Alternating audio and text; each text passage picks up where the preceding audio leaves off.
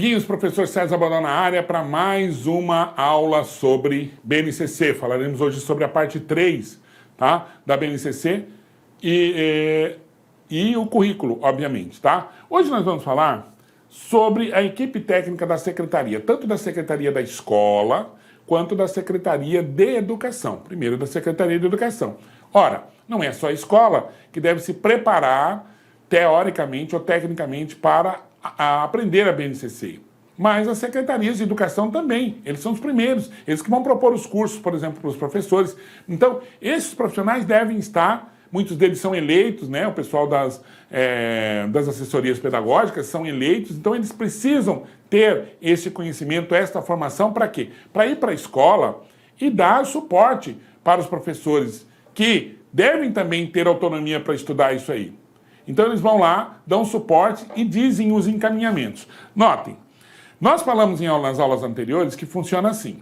Eu tenho um planejamento estadual, planejamento federal, planejamento estadual, planejamento regional, que é, no caso, o municipal, e o que vai para a escola, para que a escola possa desenvolver os seus trabalhos a partir desses documentos. Então, para o que vai para a escola, não é que a escola tem que seguir a risca, mas ela tem que ter aquilo como referencial. E a secretaria também pode ir lá na escola e contribuir, dar a sua perspectiva de como trabalhar aquilo na escola, orientar o professor, a equipe pedagógica, as secretarias da escola, tá? Equipe técnica da secretaria, então, da secretaria estadual. Ela deve estudar o conteúdo da BNCC e analisar o currículo da rede, tá? Então ela vai pegar o currículo da rede, no caso da rede estadual, pega o currículo da rede, estuda a BNCC e faz uma adequação para essa BNCC do currículo da rede. E depois, o que esse pessoal vai fazer? Eles vão lá na escola, tá? Eles vão na escola. Esses profissionais devem participar de discussões em pequenos grupos com membros representativos das escolas. Tá? Por que não representa? Eles podem fazer uma reunião geral? Pode. Mas não tem como ir todo mundo da escola. Então, eu pego os representantes da escola, faço uma reunião com grupos pequenos para que seja feita a adequação, para que informe, coloque algumas coisas, por exemplo, que as escolas não saibam, ou que elas deveriam saber, mas não sabem, ou porque estudou pouco, ou porque não pegou o documento ainda, enfim, tá? E aí vai fazer esse tipo de discussão. Então, primeiro uma discussão com os membros da escola, tá? Antes de ir para a escola, eles fazem uma discussão com os membros da escola para poder adequar, para poder fazer alguns tipos de adequação aos processos e etc. Tá? O passo seguinte é ir até as escolas e liderar conversas com diretores, coordenadores pedagógicos e professores sobre a implementação. Então, primeiro eu faço uma reunião geral com grupos pequenos, então eu faço um encontro de representante, encontro de escola. Posso fazer com escolas setorizadas? Posso. Fazer com todo mundo? Posso. Independente. Depois que fez isso, aí as equipes vão para a escola, falar com o diretor. Para quê? Para tirar dúvida, para ver se está sendo implementado, quais são as dificuldades, para sanar, para ver, para de fato fazer com que a implementação da BNCC seja feita de fato nas escolas. Porque primeiro, há resistência. Claro que na hora que eu estou fazendo esse vídeo alguém está assistindo vai falar assim, mas essa BNCC não contempla nossas perspectivas educacionais. Sim, só que é uma coisa que está aí, que vai ser discutido e que no momento exato tem que ter o processo de ressignificação, trabalhar para que isso mude. Por quê? Porque todo referencial nacional tem esse problema. Você tira alguém da sua fase, da sua zona de conforto, para que ela se adeque a determinadas situações. E aí vai ter problema. Aí vai ter dificuldade para se trabalhar essas perspectivas. Tá? Então, todas as vezes que nós falamos do currículo, que nós falamos da BNCC, nós estamos falando de adequação. Se você não concorda, precisa ser discutido, colocar discordância, tá? E como nós falamos lá no Los, existem canais específicos criados para discussão que podem ser acessados para que o professor ou a própria parte da comunidade faça essa adequação, faça essa reclamação, etc. Tá? O que nós temos de fato é que a BNCC vai ser cobrada, ela tem um prazo para entrar em vigor, e quando ela entrar em vigor, todo o planejamento, que já deve ser feito assim, mas ela tem um prazo para entrar em vigor, já deve ser colocado, já deve ser contemplado. Então, nesse processo, todas as discussões que devem ser feitas, né, devem ser feitas no intuito de esclarecer dúvidas para que depois cada escola siga com suas próprias pernas, tá? Então, o passo seguinte é ir até as escolas, idear conversas com diretores, professores e a parte pedagógica da escola, tá bom? Vamos lá. A participação da comunidade na elaboração do currículo é fundamental e deve ser propiciada pela equipe gestora da escola. Já falamos sobre a participação. Vejam, quando nós estamos falando hoje de gestão democrática, nós estamos falando de LDB 9394/96, a participação da comunidade em todas as instâncias é de fundamental importância. Nós estamos falando do componente pedagógico, nós não estamos falando que a comunidade deva saber a parte pedagógica que o professor vai trabalhar, não é isso. Mas ela sabe quais são as necessidades, o que deve ser colocado no currículo, quais os currículos ocultos, quais os problemas que existem.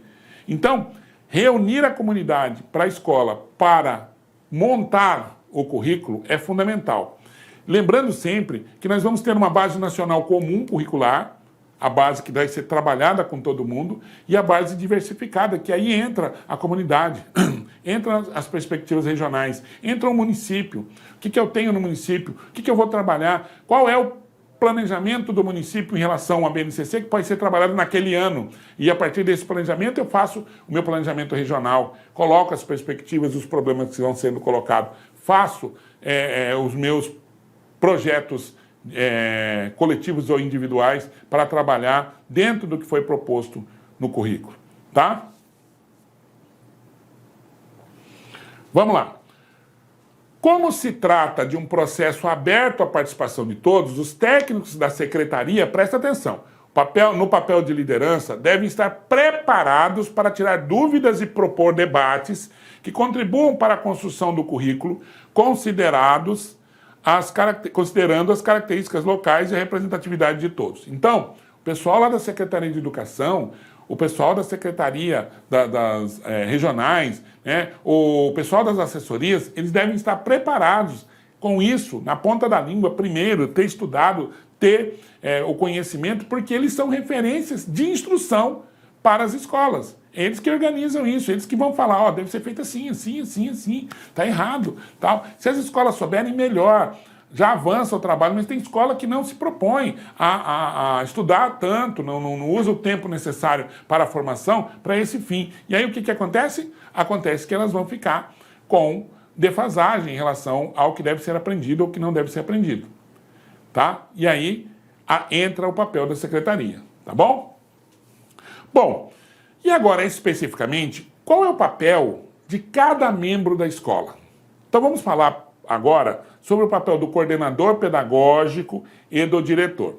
Notem, quando nós tínhamos, antes da LDB 9394/96, nós tínhamos um modelo de administração escolar muito bem definido. Antes da 9394, não existia a tal da gestão democrática. Então o cara não era gestor, ele era administrador da escola, ele era quem mandava. O diretor mandava nas escolas, mandava na escola. Ele que determinava o que era para ser comprado. Imagina, se hoje nós temos muitos problemas, você imagina nessa época. Então assim, uma verba chegava lá da Secretaria de Educação, ia para a escola e já era, na escola, proposto o que era para ser feito. Tá? Isso vinha de cima para baixo. Diferente de hoje, que não é mais essa administração centralizada, mas é uma administração de gestão, é uma gestão democrática. Então hoje a grana vem para a escola. Então tá aqui, diretor, 30 mil reais. Tá?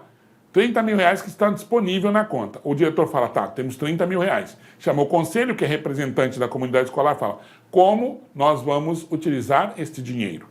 Nós estamos precisando de 2 bebedouros. Ok, vamos lá e tentamos conseguir 2 bebedouros. Ok.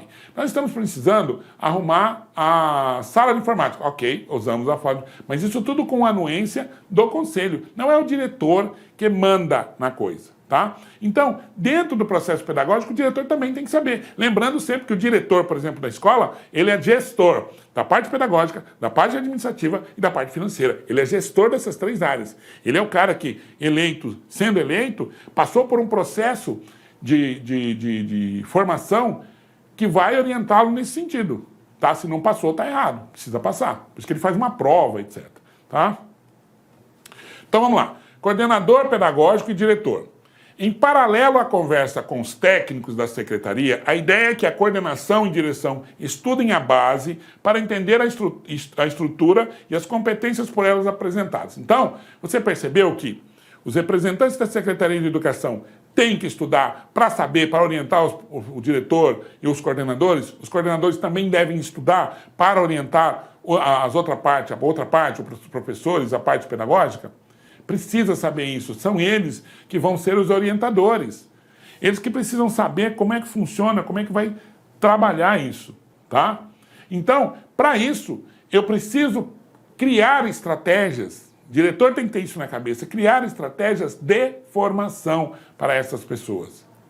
De formação para essas pessoas, tá? Tudo em conjunto, tudo com a participação geral e restrita das pessoas, dos professores, etc, tá? Há resistência? Há resistência. Como nós falamos, quando você sai da zona de conforto, você tem uma perspectiva de educação, e isso vai fazer com que você saia desta zona de conforto e tenha que estudar novamente, porque há uma dinâmica social, há uma intenção social em que nós estamos inseridos, que faz parte de uma educação funcionalista, de preparação para o aluno com um fim específico, ou de preparação do aluno com um objetivo específico dado pela sociedade, nós precisamos estudar, nós precisamos nos preparar, nós precisamos entender isso, senão não funciona. Vou formar um aluno que não vai ser útil socialmente, tá? E aí você cria um aluno inerte, um aluno que não vai estar bem na sociedade, tá? É necessário criar espaço de estudos na rotina para fazer isso de maneira sistematizada. Então, ó, sala do educador, que todo mundo tem, então tá previsto na BNCC ter uma sala do educador para que a gente possa se preparar tecnicamente para fazer esses estudos. Rodas de conversa também tem. As rodas de conversa são rodas específicas. Agora, tudo isso, eu não canso de falar isso, tudo isso deve ser organizado pela coordenação. Se a coordenação não organiza, não planeja, não faz, não elabora sistematicamente, esses espaços ficam sendo um saco. É muito ruim. O professor cria uma rotina ruim. Ele já vai lá com a cabeça, nossa, hoje tem roda de conversa. Pelo amor de Deus. Sala do educador, que perda de tempo. Meu Deus do céu, fica lindo o documento. Tá? É isso. Então não funciona. Agora, se você cria espaços em que cada professor, por exemplo, apresente um tema, apresente um slide, dê a sua contribuição de acordo com o seu conhecimento, você vai fazer obrigatoriamente com que esse professor estude, crie, elabore, para que ele possa depois passar para os outros. É um tipo de estudo muito mais organizado, muito mais bem feito, bem realizado. Tá? Espaços de hora-atividade. Há alguns lugares, não sei de onde você está me assistindo agora, mas há espaços para a hora-atividade. Há espaços para você fazer a hora-atividade, isso já proposto, às vezes, na carga horária específica do professor. Então, vou dar o local de onde eu conheço, que é o estado de Mato Grosso. No estado de Mato Grosso e no município de Mato Grosso, dentro da carga horária em que o professor está e em que ele fez o concurso, há espaços reservados para a hora-atividade. No caso dos professores estaduais, 30 horas, então você ganha por 30 horas, e você tem 10 horas reservadas à hora-atividade. Reservadas, né, à hora-atividade. Tá? Essas 10 horas é o professor planejar, para ele fazer os apontamentos para estudo, tá? Para fazer sala do educador, roda de conversa, etc. Tem essas 10 horas que ele tem que estar na escola para poder fazer isso. Tá? Então, isso é 20 horas de sala de aula e 10 horas de hora-atividade. Tá? Bom, antes de a gente começar, eu queria que você, se você ainda não assistiu o meu canal, eu sou o professor César Bodão e eu tenho as Dicas do Bodão, o meu canal no YouTube chamado As Dicas do Bodão, vai estar lá no final o endereçozinho, o link, para você ir lá nas Dicas do Bodão e deixar lá o seu o seu like, compartilhar o vídeo e se inscrever no nosso canal, tá? Que é muito importante. Inscreva no nosso canal. Olá, meus amigos, minhas amigas. Inicialmente eu quero pedir licença para vocês, pois interrompi seus estudos, mas essa videoaula que você está assistindo aqui no YouTube é uma videoaula demonstrativa para você conhecer as potencialidades e conhecer o nosso produto do site Lá Concursos. Você quer continuar assistindo essa videoaula até o final? Aliás, você quer fazer o nosso super curso focado no Instituto Federal da Bahia, super competitivo, nós temos diversos cargos, temos curso de conhecimentos básicos e gerais para todos os cargos, assistente de administração, técnico de assuntos educacionais, assistente aos alunos, técnico em contabilidade, contabilidade, cursos completos, cursos muito competitivos. É muito simples, é só você entrar em contato com uma das nossas atendentes aqui da Lá Concursos, que eu tenho certeza que você não vai se arrepender. Tá certo, meus amigos? Então espero vocês no site Lá Concursos. Um forte abraço, fique com Deus, tchau, tchau.